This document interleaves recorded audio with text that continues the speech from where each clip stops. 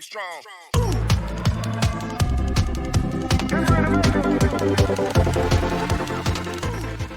It's one of the treats that Lunan offered him, and right before munching on it, he thanks her for the kind gesture. The moment the sugary treat touches his tongue, his blue companion appears on his shoulder, expressing utter delight at the taste and flavor of the cake. With the way his eyes pop out, one would assume he's in love with the ice cream, because he starts to lose all self-control and begins yapping about how it's just as good as the first time he had it, so he immediately urges our hero to eat the 2 remaining pieces as well. Leon sees his blue friend's misbehavior and points out that Lunan decided to share the treats even though she really likes them too, so he tells him to calm down and stop being immature. After scolding the spirit, our MC closes the box of treats while Lunan is still holding it, and he thanks her again for it, admitting that it was really good too. However, the white-haired girl almost seems disappointed that he only had one of the sweet treats, and she just stares at his hand on top of the box before finally asking him if he doesn't want any more. Once again, our blonde hero assures her that one is enough for him, and he thanks her too. So, with a very concerned look on her face, she asks him if he feels better now, but it appears that the question takes him off guard. Leon manages to shake the shock off his face, and lets out a sigh while telling her that he feels much better. Of course, the caring girl is pleased to hear this, and she expresses her relief that she managed to cheer him up. And while she's smiling at him, her big purple eyes do the same too. Satisfied that she made him feel better, Lunan turns around to leave with her box of treats, and while she's walking away, our blonde hero stares at her with a smile etched on his face, thinking about what a mysterious kid she is. The scene shifts, and we see the red-haired elf addressing Leon and the others while standing on a platform. He jokes about how it must have been boring for the students with all the training they've been doing lately, and so, he decides to spark things up a bit by preparing something special for the next month. Since they've trained their basics and training techniques, he believes that it's about time they moved on to their energy cores and started training in that regard. But while he's saying all of this, the students don't seem to have any idea what energy cores are all about. Perplexed, they all start to murmur among themselves, wondering what on earth the elf is talking about. The instructor notices their confusion, so he smiles, before revealing that they'll proceed with duels in a month. While the others seem unsure about the whole arrangement, a certain dark-haired girl seems to be excited by the prospects, because the smile on her face is unusually wide. The red-haired elf continues addressing them, and informs them that the results of the duels will affect their graduation status, and that they would also be ranked accordingly. He's still talking and encouraging them to prepare thoroughly for the month ahead, when he's interrupted by someone who raises his hand, and simply tells him to wait. We finally get to see the person's face, and find out that it's the dark-haired girl who was smiling earlier. With her hand still raised, she asks him what would happen to the students like her friend, who are falling behind and haven't yet been able to create their aura. All the others turn to look at her in shock, and then the instructor informs her that he heard that her friend actually succeeded in the end. As it turns out, she wasn't aware, and with a surprised look, she faces Leon to confirm what the elf is saying. Realizing that he's not pulling her legs, another wide smile appears on Martha's face, because now she believes that there are finally opportunities. She reveals that she almost died of boredom because of how long the training went on, and as she walks closer to Leon, she reminds him of what she said before about how she doesn't listen to guys who are weaker than her. However, now that she knows he passed the training, she's starting to think that she's been patient with him for long enough. The blonde kid looks like he's already tired of listening to her, but he just stands there and stares at her with his red eyes. At this point, she's trying to get on his nerves on purpose, because she starts suggesting that he must have struggled a lot because he's in a position that he's not qualified to be in. With this in mind, she tells him that she's going to teach him a lesson, but just when she's about to get even closer to him, someone places a hand in her way, and tells her to back off. The blocker is none other than Burin, and reminds her that it hasn't even been a single day since Leon got his aura. He continues to scold her, pointing out that the duels are in a month, and even questions her honor as a swordsman for wanting to confront the hero at this time. Of course, Martha gets offended by his sharp words, but she manages to keep her cool so she can calmly throw some shade at the young master. She places a hand on his shoulder, and teases him for taking honor so seriously, and suggests it's because he grew up so treasured. And then, she gives him a reality check by informing him that where she comes from, honor is reserved for people who deserve it. Burin tries to hit back with some remarks of his own, but she doesn't give him the chance because she immediately starts walking away.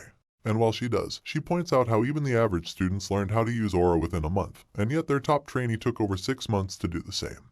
Martha goes on to explain that even advanced techniques take 7 months to learn on average, so if Leon is taking that long to learn only the basics, then it means that he isn't talented at all. At this point, Burin is pretty annoyed but he can't say anything to defend our hero, so he just stands there speechlessly, while Martha mocks him some more for being present during the judgment ceremony. It turns out that the reason for the humiliation is the fact that a swordsman who has not learned aura can never become famous, because there's no point in being talented if you can't master the basics. After lambasting our hero and Burren, Martha turns to the instructor to suggest that the reason he came up with the whole idea of duels is because he wants to change the top student at the moment. But upon receiving the mild accusation, the guilty-looking elf just feigns ignorance, claiming that he doesn't know. When the red-haired elf denies the allegation, Martha immediately turns to face Leon again, and bluntly tells him that he's been the top student for too long, even though he doesn't deserve it. So, with this idea in her head, she tells him that it's time he stepped down from the position. Our hero doesn't say anything in response, so once again, she challenges him to a duel, where the winner would become the new top student. But before she can finish talking, Leon cuts her off with a very loud and clear no. His response takes her by surprise, and she finds it hard to hide the look of disbelief on her face. Finally, our quiet hero decides to respond to the annoying girl, and he starts by asking her if she thinks she can gamble without having any money.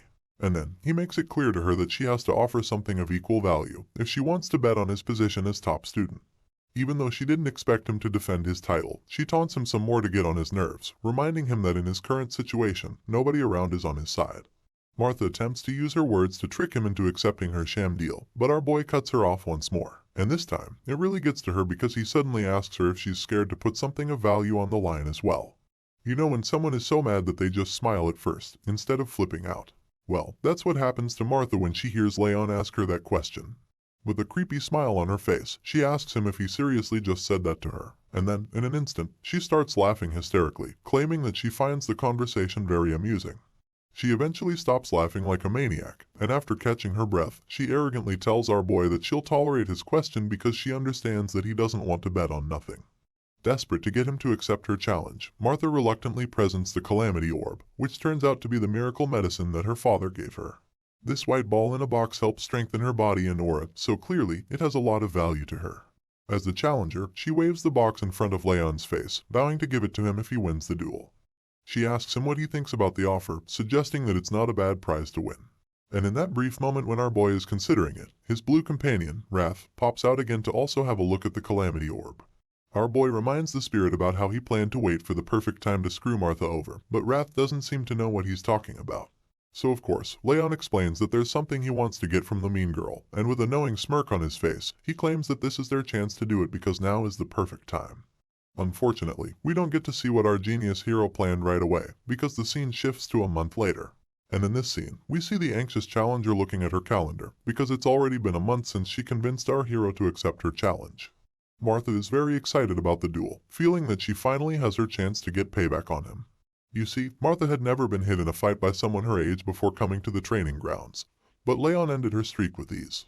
And so, after 8 months, she finally wants to pay him back for the shame he caused her back then.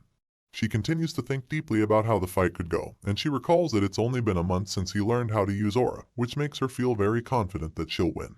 After all, she's already trained in her art for more than 3 years, so a mere noob shouldn't even stand a chance. However, another thought suddenly flashes across her mind, and she starts to believe that it's also a waste of time to wait for someone as untalented as him. Martha reminds herself that she needs to get stronger, especially because there's someone she needs to save. And with this motivation, she declares that Leon Zygarde is about to meet his end. Meanwhile, elsewhere, we see our boy chilling with Wrath, oblivious to the fact that Martha is seriously plotting her revenge on him.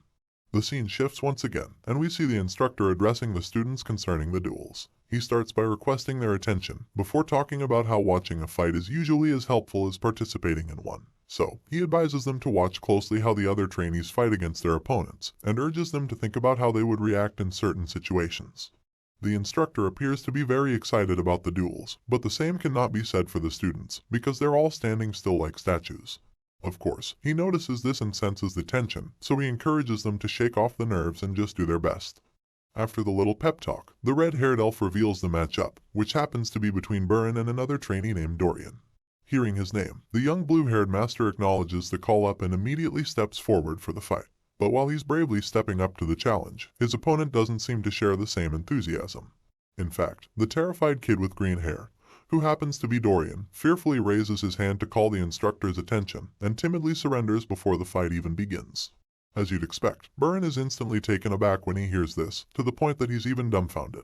The instructor, on the other hand, manages to shake off the wave of shock and points out to Dorian that the fight hasn't even started. Determined to get out of fighting Burren in a duel, Dorian suddenly holds his tummy and begins wincing in pain, claiming that he doesn't feel so good and that he has been feeling weak since the previous day. The instructor just looks down at the green-haired kid, who's insisting that he's serious about his condition, but it's quite clear that he's faking it. As Dorian continues his display, Wrath looks at him with rage and irritation laced all over his face, because he knows that if he had someone like that as his subordinate, he would probably decapitate him on the spot for being so pathetic. But surprisingly, Leon claims that he already expected something like this to happen. Meanwhile, the gentle instructor tries to convince Dorian to at least try, by assuring him that he would learn something even if he loses the fight. I'm not sure how, but his pep talk actually works because the kid agrees to give it a try. However, what we see in the next scene shows us that Dorian quickly regrets his decision. It doesn't take long before the green-haired kid loses to Burn and collapses to the floor, so he immediately surrenders once again. After the fight, the concerned instructor tells Burn that he's still failing to control his emotions, and points out that he could have defeated Dorian with only 5 moves if he had his feelings in check.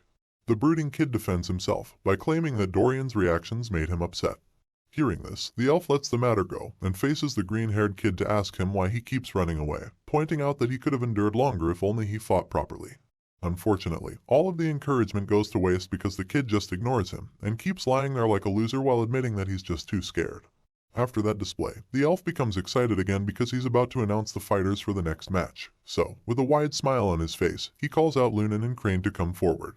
Unlike the previous matchup, these 2 trainees are in it to win it, and just by looking at Crane's stern expression when they take the stage, you can tell just how serious he is.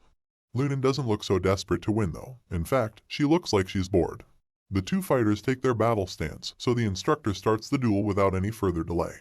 As soon as the fight starts, Crane charges at Lunan, attempting to quickly land a lethal hit. But even with how aggressive his attack is, the white-haired girl sees it coming, and just effortlessly deflects it with her sword. Sure enough, Crane is shocked to see this, and as his weapon gets knocked out of his hand and lodged into the ground, the instructor stops the duel. He then tells Crane that he's way too nervous, and explains that he needs to be more relaxed when wielding a sword. On the other hand, he tells Lunan that she didn't use aura enough, even though he admits that her counterattack was very good. After hearing what the instructor has to say, the 2 fighters acknowledge his advice and take note of it, so he proceeds to call out the next 2 trainees. The battles go on for a while, and among the sounds of the freshly clashing swords, the trainees start to comment that Martha must be getting really impatient for having to wait until the last turn. That's right, the duel between the black-haired girl and our blonde hero was finally in full swing, and it looked like Martha was having a real fun time in the fight. We see the look of pure confidence on her face as usual, and she's very excited as she clashes swords with our hero, who looks quite serious as well. I mean, this is a high-stakes match after all, so it's no surprise that both of them are dialed in. As the fight continues, Martha attempts to land devastating blows, but each time, our boy deflects them, showing incredible agility and skill. And it doesn't take long before he turns defense into offense, with a brilliant counterattack move that leaves the girl shocked. However, she manages to dodge the hit, and then goes back to reassess the situation before her. Even though she's starting to get worried, she covers it up with her usual taunting facade. She tells Leon that she didn't think he could deflect her sword, and finally admits that he's actually talented after all. Regardless, she believes that his talent is only in his swordsmanship, so she calls him a halfling whose aura isn't strong enough, and as such, she claims that he doesn't have a future. As usual, her words are just a distraction to allow her to land an attack, so while she's saying these mean things, she also prepares to go in for another attack.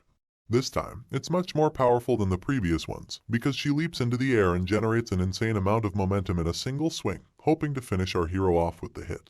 However, to her surprise, Leon blocks the attack and continues to stand his ground, even as she tries to force him down. Despite her surprise that our hero managed to block it, the girl taunts him, suggesting that he can't hold it much longer, because aura depends a lot more on the talent of the user than their swordsmanship. Determined to throw him off his game, Martha tells him that someone like him who just barely managed to create aura can never be her match in a million years.